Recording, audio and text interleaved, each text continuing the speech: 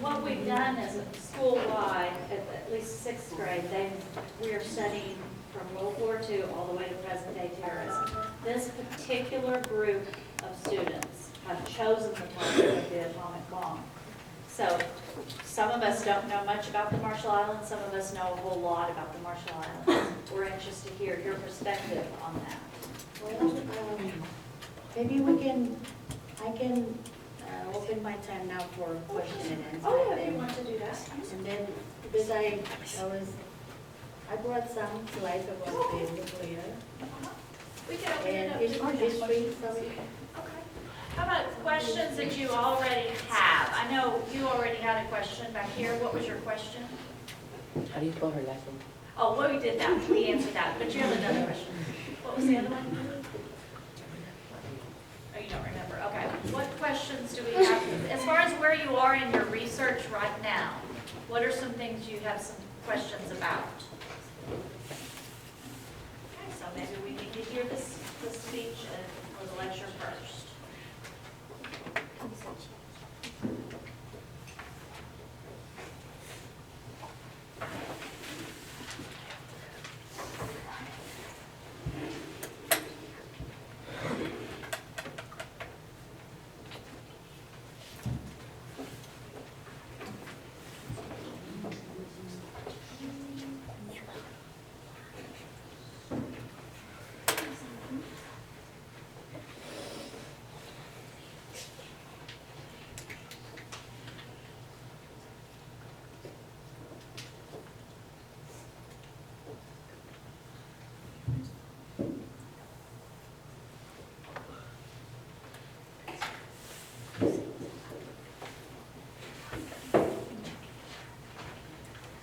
Okay, getting to know your neighbors, your classmates, your playmates, your teammates, I didn't put that, your friends from the Republic of the Marshall Islands.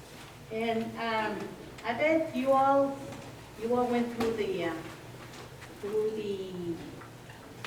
facts, through the basic information about the Marshall Islands. But I will quickly go through that before we go into history. So, before we go to the Marshall Islands, I hope you can see that. Is it noticeable? Maybe we can have the lights turn, oh, maybe not. But the first word that you need to know when you go to the Marshall Islands, so that people will know that, think that you know Marshallese, or even here. What is the first word? What is the word for hi, for hola? Yahweh. Mama? Yahweh. Yahweh. And if you split the words into two, Yahweh, it has two syllables. Yah, and many words of the Marshall Islands, they have syllables. They have more than one syllable. And if you split them up, Yah is rainbow, and it can also mean where, and where is you. So Yahweh, if we're taking the rainbow meaning, it means that you are like the rainbow. Is the rainbow beautiful? Yes. Yeah. So know that, Yahweh, you are the rainbow. And that shows that our culture, we have respect. So kids, keep our value, keep that value alive, respect, by saying Yahweh. Simply saying Yahweh, then you're respecting someone. Yahweh, if we take the other meaning of Yahweh, which is where, it says, where are you from?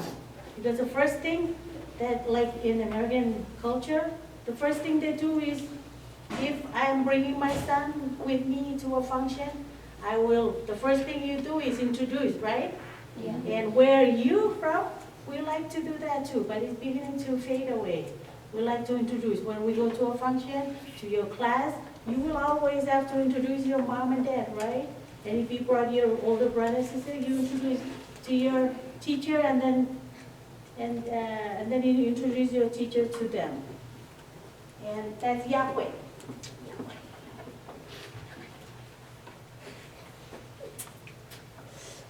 Okay. Imagine we're going on a field trip to the Marshall Islands. And I'm buying you all tickets. I'm treating you. I'm buying one ticket, and we're going to go all the way to the Marshall Islands. And from here to Hawaii, it's easy because we have to take, there are many flight options, and there are many cheap options. Unlike from Hawaii to Majuro, we've heard from families that it can be 1,000, more than 1,000, just for one way. And where are the Marshall Islands? We're right here. From Hawaiian Islands, all the way down here. And they're not like Australia or United States where they're like continents. We're little spots, little pieces of islands spread everywhere in our area. From Hawaii to the Marshall Islands is about 4 hours. It's when we last went to the Marshall Islands to Majuro, we were like listening to the steward, and the captain was saying, okay, you're gonna have 4 hours and 30 minutes of sitting. They usually show 1 movie. But Marshall Islands is there. And our relationship with, look at all, that's just Pacific Ocean. Look at all the islands. And we're closer to Australia, Asia, the Philippines on this side, and Japan further out. Okay, if you look closer, that's all of Marshall Islands, all spread out. And there's a legend. All the islands in Micronesia were, if they ask you where you're from, say Marshall Islands. If you also say you're from Micronesia, that's also okay. Because we're a group of the other, we're related to the other islands that have different language, different culture than us. Because at one time after World War II, we were trust territories of the United States. From Saipan, Guam, and all the way, Palau, Yap, Chuuk, Pohnpei, Koshrai, and the Marshall Islands. We were all together, a group, that we were called Micronesia. So if you say you're Micronesian, you're from Micronesia, that's fine too. But that's our island, and every island in Micronesia, they have legends of how their islands came about. Yeah? If we're Christian, we believe that God made our islands, right? But before, were we Christian? No, we didn't believe that there was Jesus, there was a God. We did not believe that. We were like the Indians here, that they believe in nature, in fire, in rain, in sun. They believe that those were God. Us, same, similar. We believe that the sharks, some families believe that the sharks are their God. And so they have the power to weave like belt from that copra or coconut product. They can weave that. That's how they believe. They can weave that, and if you're not part of the family, you don't have that power relationship with the shark, then they can give you the belt and you wear it and you go diving and the shark will not bite you. That's what they believe. But our legend was that there was, we believe in those gods that could fly, goddesses and God, those superhuman beings that they were almost human, but that one was flying from one end to another, flying over our area. And he went to the other side to put dirt inside 2 baskets. And while he was flying, the dirt, when he came to this area, the dirt fell here, all over. And when he got to the other side, he looked and all his dirt was gone. So where did my dirt go? And so he flew back. And when he got to this side, he looked, and islands were like plants that they were like springing up. The islands were coming up. So that's just the history of our island. Majuro is the capital city. Many of you were born there. And how long is Majuro? Majuro is like here. It's connected from Rida. You heard of that? Rida, all the way to Laura. And as you can see, Laura is big. Huh? You stand here and you cannot see the lagoon. You stand here and you cannot see the ocean side. Lagoon is yard. Ocean side is look. And look here. Is it skinny, tiny? Can you see both sides of the water? On some part? Yeah. You can stand on some part and you look and you see water, you look and see water. And that's why some people are afraid to come down, because they're afraid the wave will come and cover them up. But aside from this long island that is 30 miles long, there are islands, islets over here that are separated by water. So Majuro is how long? 30 miles long. And Majuro is an island or atoll? Atoll. You know what is an atoll? No. Okay, we'll see. Majuro is an atoll. Arno is an atoll. And our islands, we have 29 atolls and 5 islands. Coming down, we're looking at Majuro. You see the lagoon? Sorry, it's not really clear. That's a lagoon. And that's ocean side. Yeah, look. And we're flying. Are you getting seasick or? No. Laugh? Jabat? Jabat is other island in Island Labla. You see a lagoon? Yeah.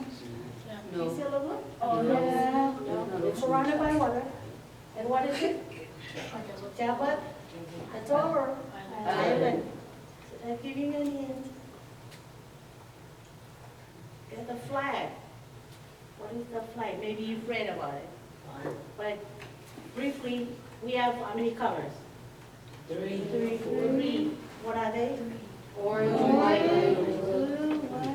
Okay, orange, blue, and white. And do you know what this look like? Somebody was asking me, emailing me and asked, why is it that it's shaped like that? The 4 longer. North, east, southwest? Yes, but anything else? The sun? Almost. Islands. Islands. What That's on the islands? mountain, I should think. Yeah, all of these are islands. But the 4 ones are like the main islands. They're like the cities, which are Majuro, Ibar, Caloj, and Guatemala.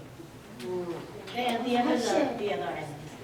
As you can see, the white-orange bands represent Riley and Radha. Radha is the sunrise, Riley is the sunset. So we have islands that are separated, and they're Riley and Radha. And color, orange is symbolism of bravery, white is color of peace, and the star represent also, it's a star, right? The 4 longer ones represent Christianity, because all of Marshallese are Christians.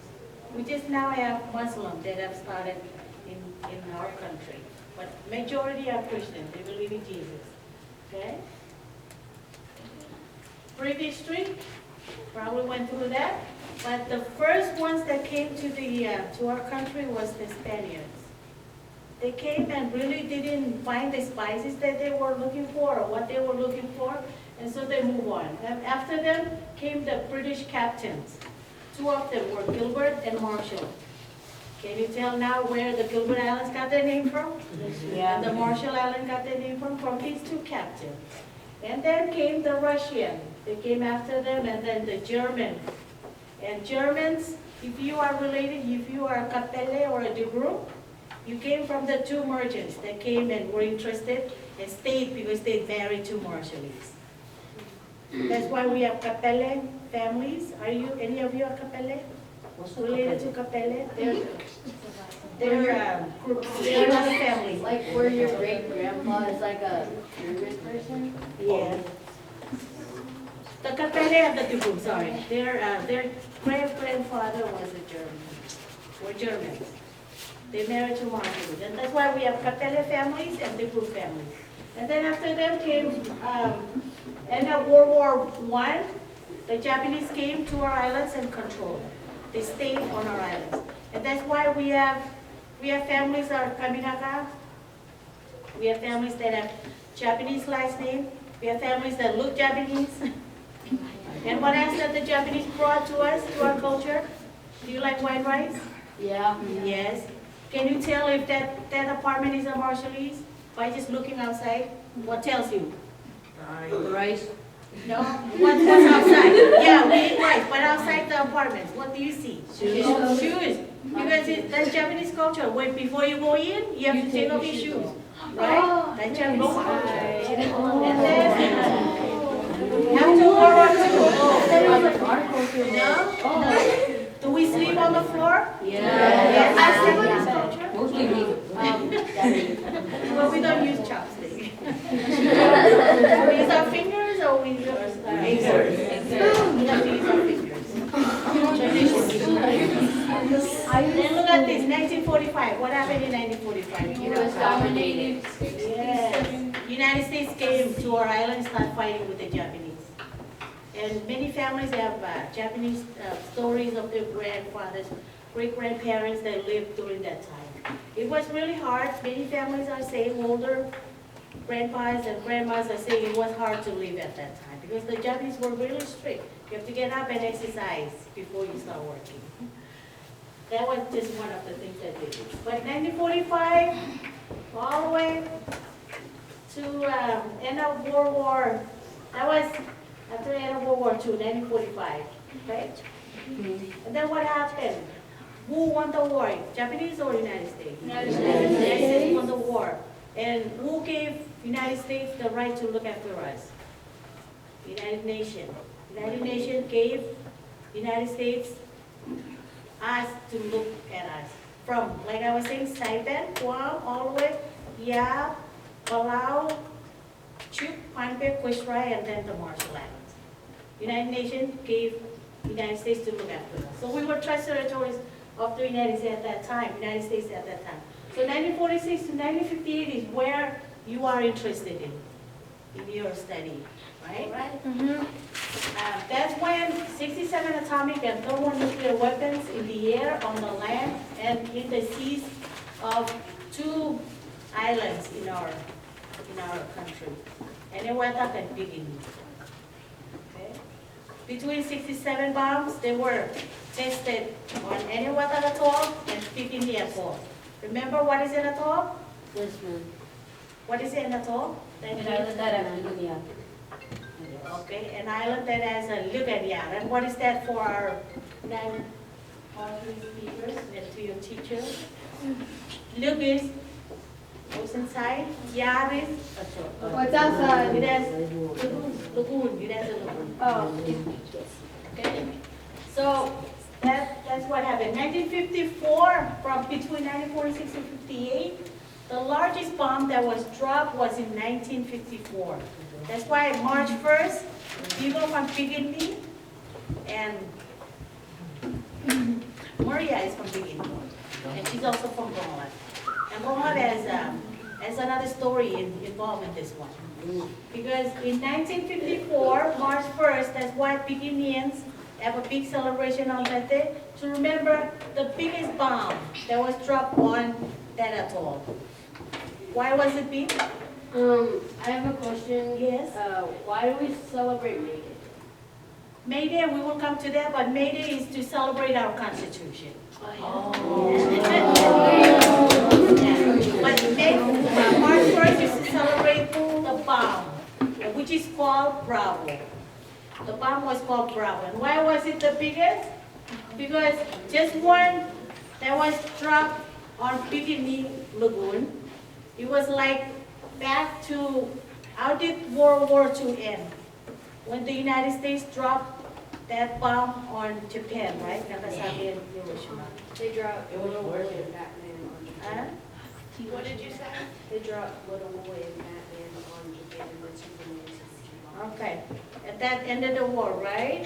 World War II. Now, imagining that bomb that was dropped in Japan, the one in Bikini was like 1,000 of that. Imagine.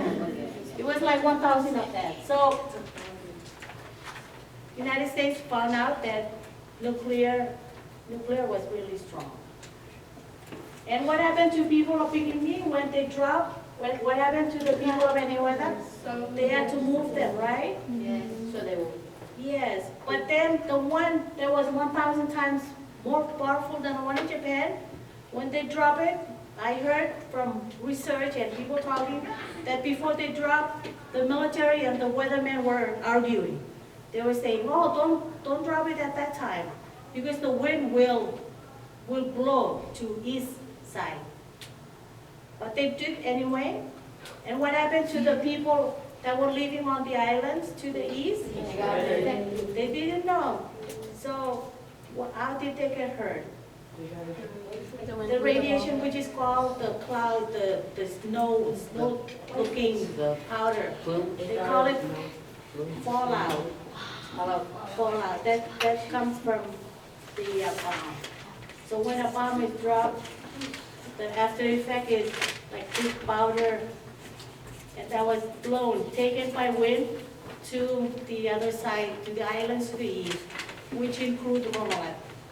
And many of people from Rongolat, they got hurt from the fallout because the fallout is poisonous, it's harmful, and people were outside, and when they when it dropped on kids and adults' head, the hair started burning and falling. They thought it was snow. Yeah. At that time, the missionaries already came to the islands and converted people and told stories about the four seasons in the United States. So they heard from the missionaries about snow falling down. That is white, that is like powder. So they thought it was snowing in the Marshall Islands when the powder started falling. But then they got sick later. How did they get sick? They felt nauseated. People that the thing fell on their hair, the hair started falling off, start burning skin. The water turned yellowish. The drinking water started turning yellowish. So that was the other effect of the test, the fallout. And so, Marshallese already experienced what World War III or nuclear war is going to be like. If something like that comes, then those people already know what it's like, because they're still experiencing the effects of the bombs. So in 1979, away from that, we started, our people wanted to move away, be independent from the other islands that were tribes territories. So we became independent, we form our own. How do you become a country? You have to form your own constitution. And then you have to have your own president. So in 1978, we moved from the others and became our own republic. In 1986, we started this Compact of Free Association with the United States. And until now, we're in that second compact, and we don't know what's going to happen after that. But we're here because of the Compact of Free Association. Showing you some pictures.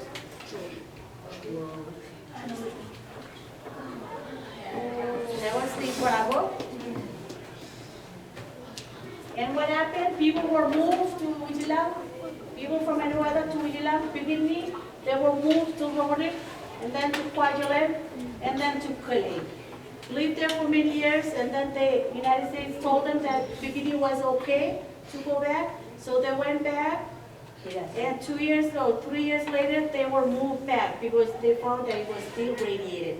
It was still radioactive. Yes, it was still radiated.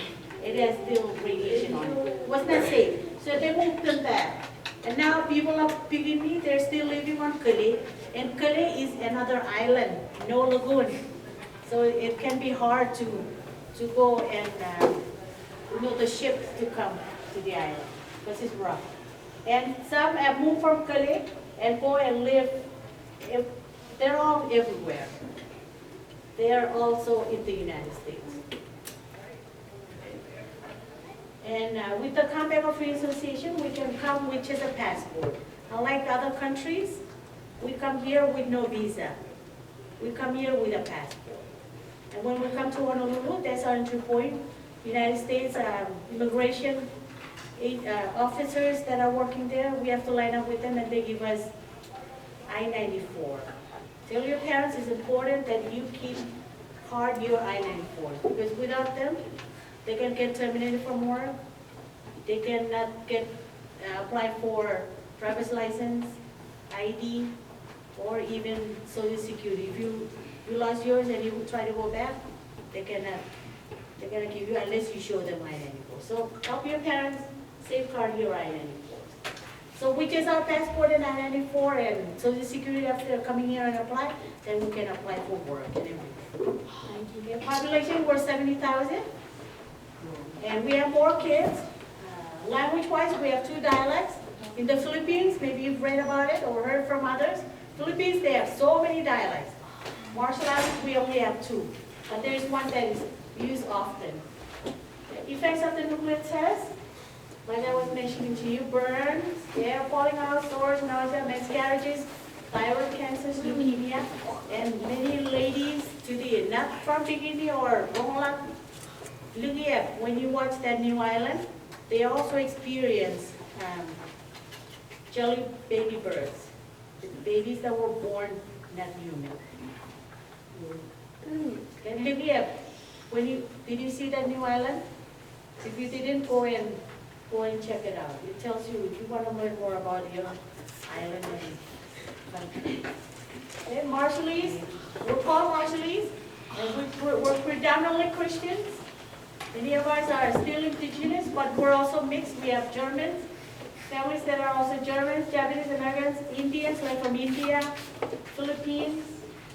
And we're also closely knitted, like the Hispanic and the Americans. We're also closely knitted. We like to be around with our families, and we like to be around when there is Mick, when someone passes away, when there's KMM, first birthday, all those events, we like to be together.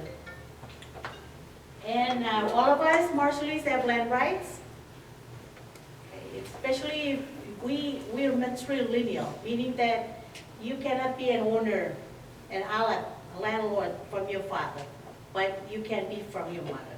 All your mother's island, you can be, when it comes to your turn to be the landlord, you'll get that title. So it runs through matrilineal, meaning through the mother.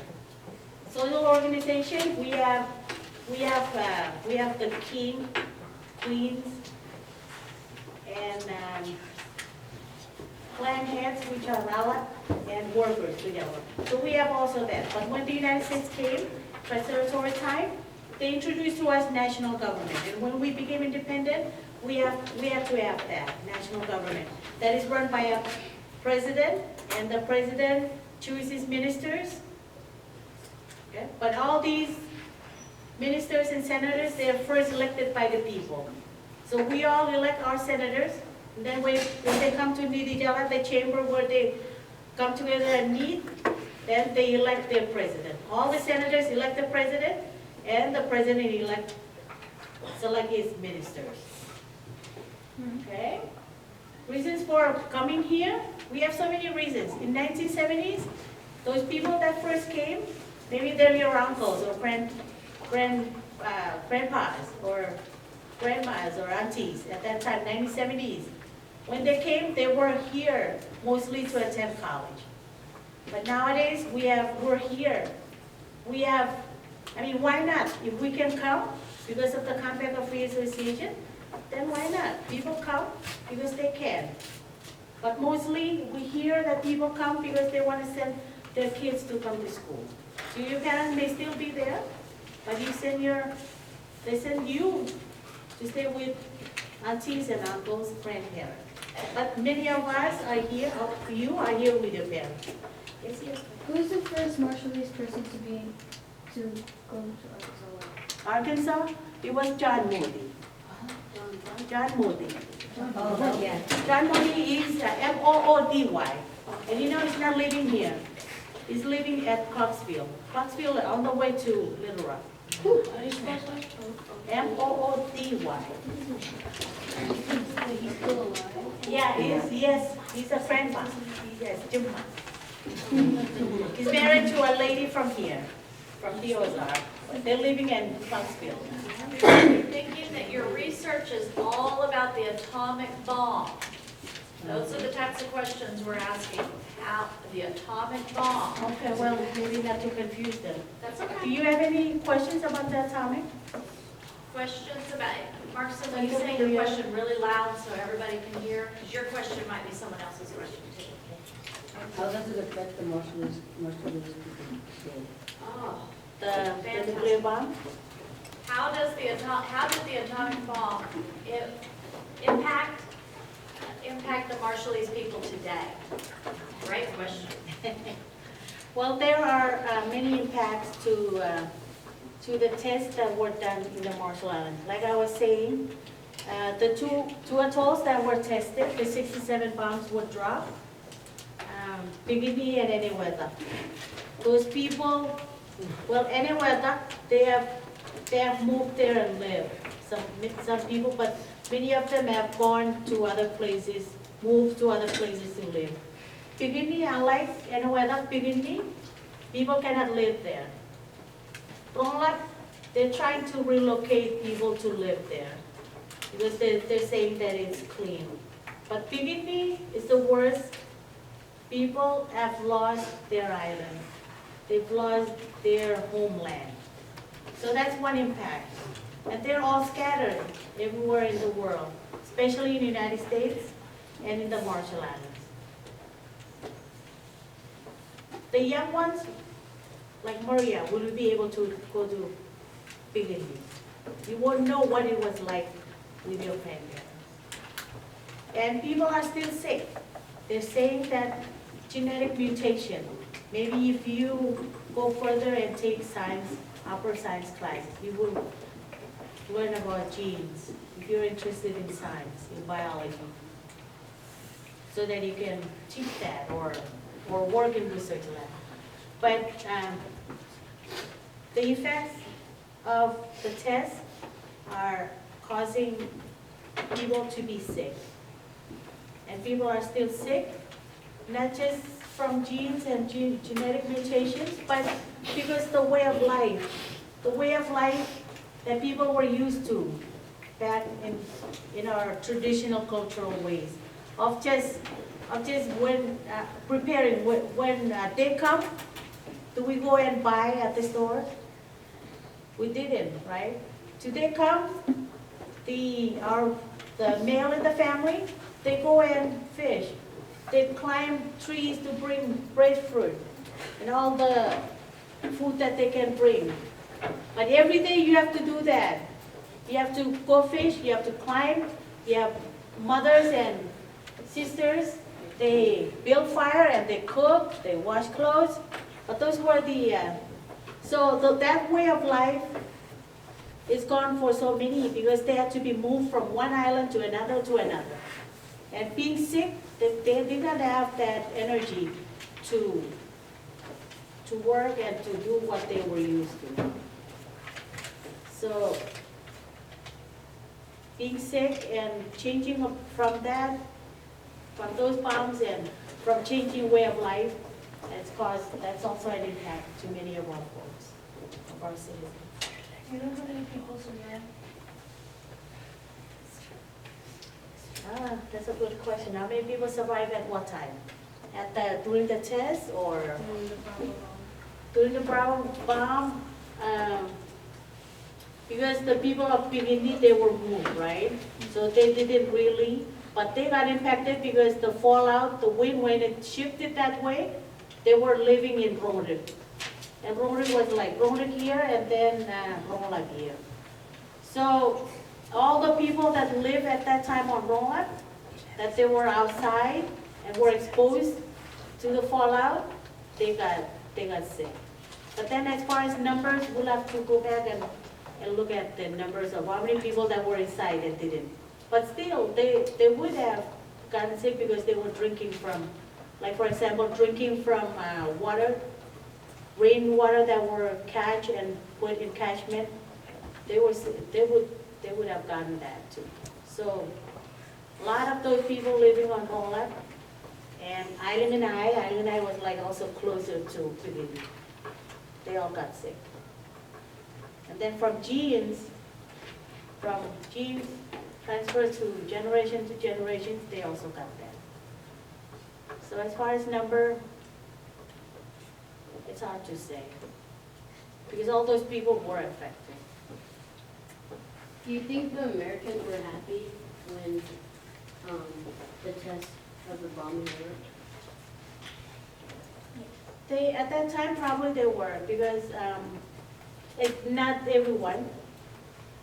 Because I don't believe that at that time, all the Americans at that time knew what was going on. United States chose Bikini because it was remote. It was a remote island from the United States. It was way out there, and doing that bomb, having that tested there was okay for them.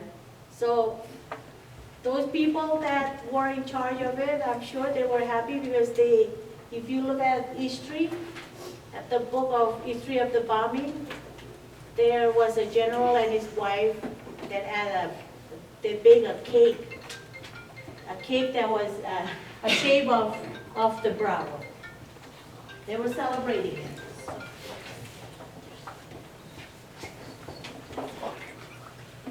So, United States government was happy because they, after testing all those, because when they remove people from there, from picnic, they put animals, all sorts of animals, and ships in the lagoon, so they can find the strength of a bigger bomb than the one in Japan. So yes, they were happy. When they went and convinced the chief, Judah, of picnic, they went and asked permission to do it. And when they told him, they said the bomb, the testings, would be for the good of mankind. It would end all World War,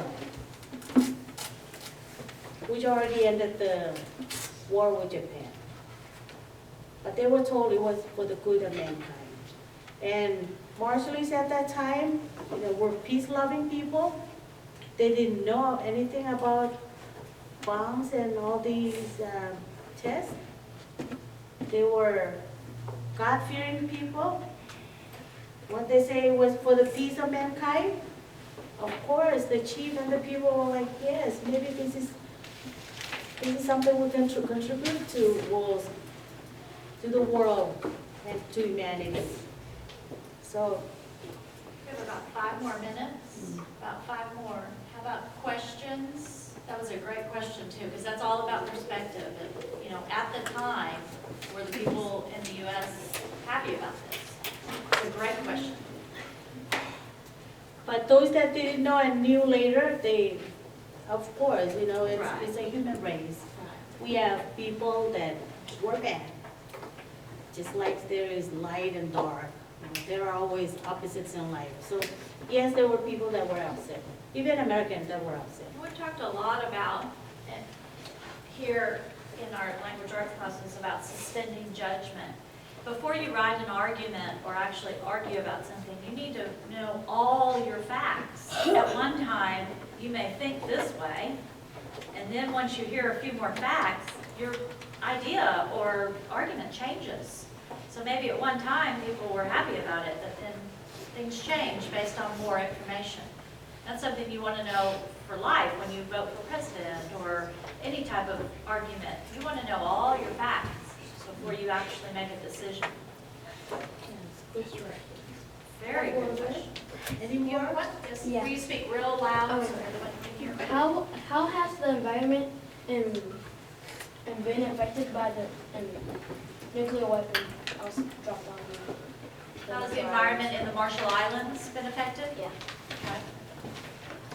She talked about some people have moved. Yeah, the effect of, like, for the 2 atolls that were tested, especially Bikini, people cannot go back there because it's still radiated. So they have lost their homeland.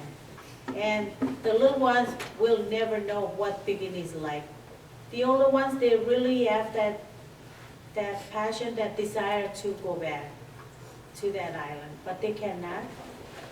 And so the effect would be losing their homeland and all spread all over the United States and the Marshall Islands. That would be effect that I know of. And then the effect of genetic mutation, if it's really true, then that people will continue to be sick for many years. Hopefully that it will fade away one day, but people are continuing to be sick from genes, genetic mutation, and also from environment because of losing the way of life, the way that it was before.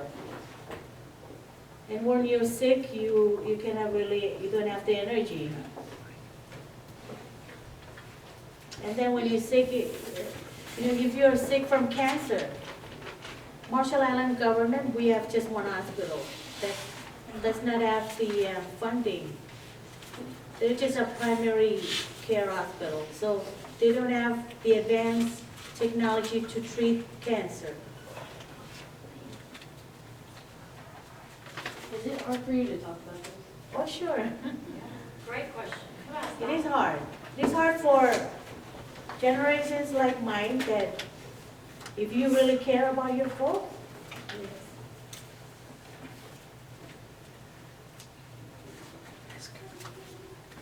Yes, Hayden. Do you know any of the sciences or how the nuclear bomb works? excuse me, Do you know any of the sciences behind nuclear bombs or how they work? not really. I'm not a scientist. You guys will be one day, but we do have We have a scientists. slide on some of the effects that are because of the atomic bomb. Did you see that one slide, Kate? I'm not a scientist, but I do hear stories, and it is my job also to know about our history. Yes. Do you know anything about Chernobyl? Chernobyl, That was your question you were going to ask her. Chernobyl is one of the communities that I would say that those people in Chernobyl also experience the effect of nuclear bomb. So the people of Bikini and the people of Marshall Islands that experienced nuclear tests, they share the same experience with people from Chernobyl that were used, that nuclear tests were also used. In Chernobyl is in where? Russia? Is it in Russia? Yeah, it's in Russia. Chernobyl? It's Yeah. yes, they did. And they have that, some part of, what is that? Writers and readers, our lecturer is still speaking.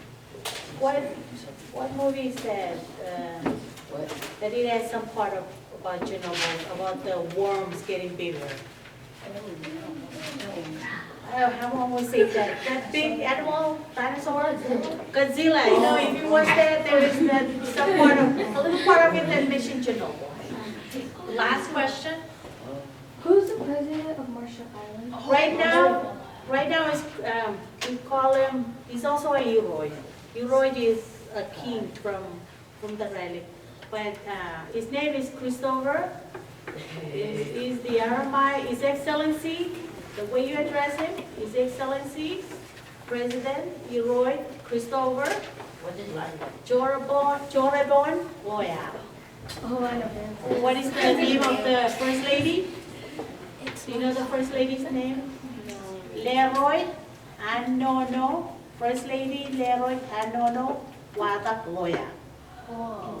And what happened this year, 2015? What is going on in the Marshall Islands? November 2015. Election. I have to know. November 2015 coming up. All those that can vote will know the next president. And if you could write down that, the beauty of us having this videoed is we'll link it to your portal, and then that way you can watch it again and maybe look at her slides a little closer. It is time for lunch, but before we leave, and as I